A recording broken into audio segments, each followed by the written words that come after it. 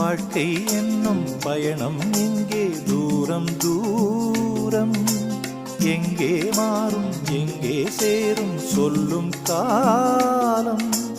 தென்றல் வந்து பூக்கள் ஆடும் அது ஒரு காலம், மண்ணில் சிந்தி பூக்கள் வாடும் இலையுதிர் காலம்.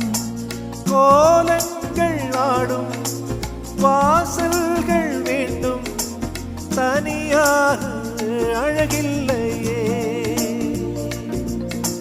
கடலை சேரா நதியை கண்டால், தரையில் ஆடும் மீனை கண்டால், ஒற்றை குயிலின் சோகம் கண்டால் அச்சச்சோ. இரவு பகலை தேட இதயம் ஒன்றை தேட, அலைகள் அமைதி தேட விழிகள் வழியை தேட.